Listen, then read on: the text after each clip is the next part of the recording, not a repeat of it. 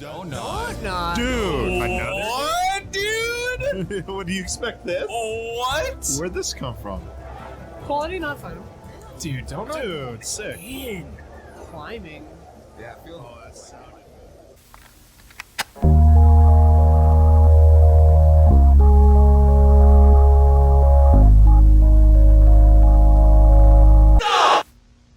Jusant is a game I knew I would want to play immediately when they released their reveal trailer in 2023, especially knowing that I was watching a rare but yearly reaction stream from some of my favorite video game reviewers and entertainers, the Easy Allies. One of those allies is Michael Huber, a great fan and promoter of Don't Nod's many works, being Remember Me, Vampire, and most importantly, Life is Strange. Huber's own hype through the stream was getting me hyped to see what potential this game had to offer. Furthermore, the only Don't Nod game I had played before Jusant was The Amazing Adventures of Captain Spirit, a fantastic story about a kid who gets superpowers. Luckily, because I played that game, I had acquired the understanding of why so many people love the writing team that works for Don't Nod. However, the major reason why I was so excited to play this game is that the entire video game is all about rock climbing. When I was at the age of 7, 2 games were released: Assassin's Creed and Crackdown. 2 games that have fundamentally changed my brain to love climbing in video games. These games also acted as pillars of what fun climbing in a video game should be. In the years after, more games would be released, and to me, the mechanics of climbing were being slowly refined and improved in the video games that I played after those 2. But for me, it was not until 10 years later, in 2017, Breath of the Wild showed me that climbing in a video game can even be more enjoyable just by simply adding a stamina bar. So what I was hoping for in Jusant was to attempt to evolve what rock climbing in video games can be, taking advantage of advancements in climbing tech made in the great games I just talked about, and trying to make a leap forward in improvement versus just a tiny step in the right direction. However, the reason I am doing a review on Jusant is because every other aspect in this game had been perfectly executed. I realized in the middle of playing Jusant that I might be possibly playing the next Journey, and I wouldn't be getting this experience again in a long time. So with this game being a $25 small side project, while Don't Nod puts all of their resources into Banisher's development, this review will hopefully get more people's eyes onto this game and get them to play it. For I would love if we got more games like Jusant that try to improve and innovate game design and mechanics versus copy said mechanics for another cash grab. So without further ado, let's talk about the climbing mechanics in Jusant.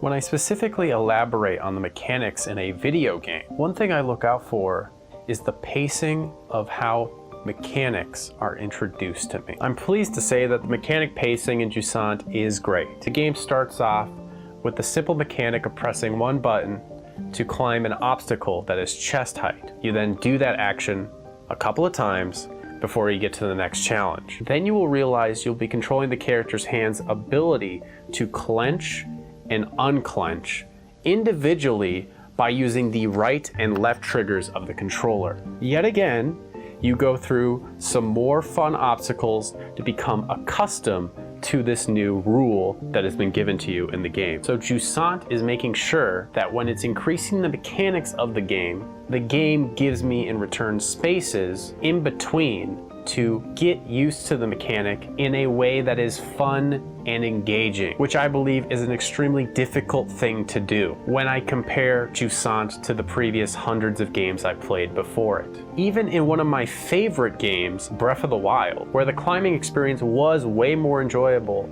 to me than Crackdown and Assassin's Creed, as you could now increase your climbing ability in more than just one way. May that be with different types of food to increase your stamina, or different types of climbing gear to reduce the stamina loss it took from your stamina bar. You could actually increase your max stamina. However, those are the only kind of things you can do in climbing. The actual mechanics of climbing and jumping, getting that extra boost in your jump when your stamina is depleted, all of that was given to you in the very beginning of the game, and nothing actually mechanically evolves and changes when you play through Breath of the Wild, which made me feel like the dev team saw climbing as an obstacle, of course, but also a considerable annoyance to the player. These feelings I had would also be cemented when Tears of the Kingdom came out. The way to climb vertically in that game is extremely fun, don't get me wrong, but it was by making a really cool contraption. So while unlike most at the time, my young brain loved Banjo-Kazooie nuts and bolts, as I could build any type of vehicle I could imagine at the time. Though for Breath of the Wild, as you do get a power to create a magic elevator that can go through any material that's above you, on top of making a potion that gives you the stickiness of what a frog would have, making it so that you can climb in rain, something that was impossible to do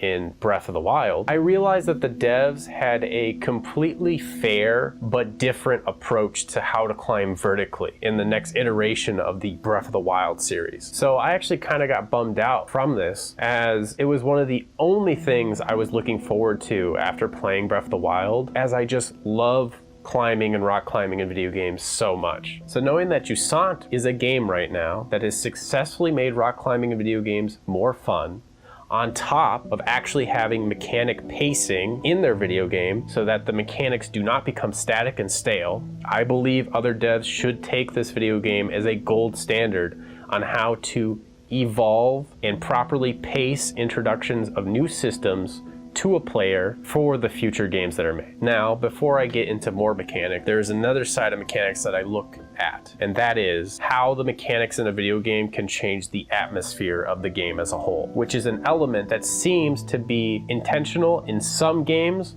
while not in others. It's hard to find an actual term for what I am talking about, as usually it's placed in the atmosphere category, but realistically I am talking about mechanics on their own that change the atmosphere of a game. Something I would like to call the mechanical style of a video game. And explain how that changes the atmosphere of Jusant.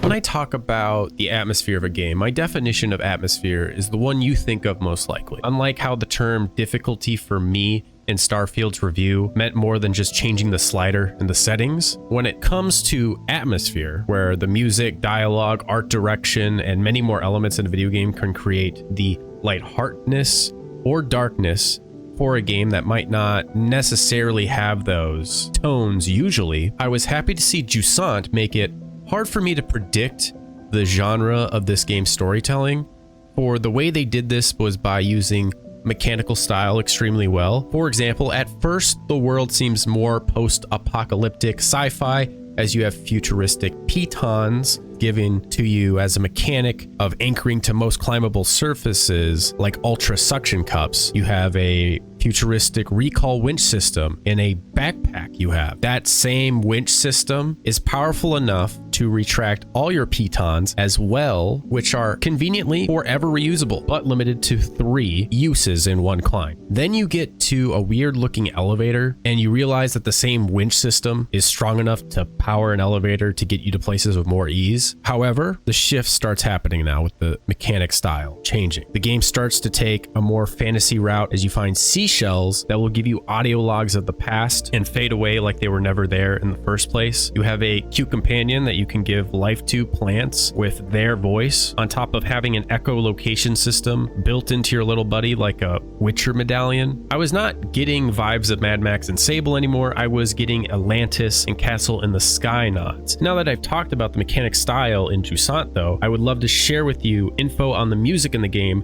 that you've been listening to throughout the review.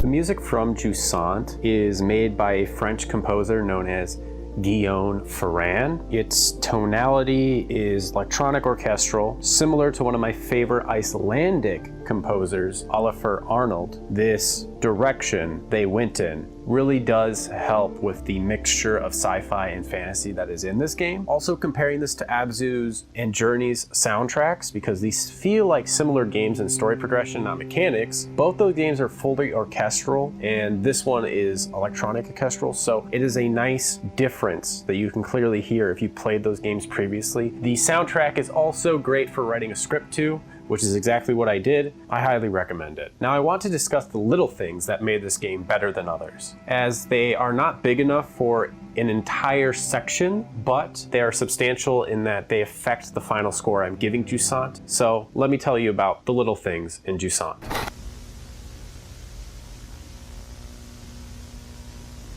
First off, Jusant does some really cool things with notes. They will warn you if they're long notes. I love when games do that. Second, it does not show you all of the lore and notes in the collectibles that you find. You have to interact with them manually with the controller to show more paragraphs, which enticed me to actually read it, as I had to do some interaction to see the pieces of info that they would give me on various things in this game's world. Second, all the collectibles in this game are save stations. Yet, in your first playthrough, you do not know what collectibles there are to get, at least not all of them, until you get to chapter select, which you're usually going to get to probably at the end of the game, because you're not going to want to replay levels when you're going through the story. So for me, that helps me, because I'm one of those people that are like a soft completionist. I love kind of like trying to see if I can get everything. And sometimes that's negative for me because it can burn me out of an experience, when realistically, if I just didn't play the game that way, it wouldn't have happened. Oh, and third, if you press left or right on the D-pad, you can immediately cuddle your companion pet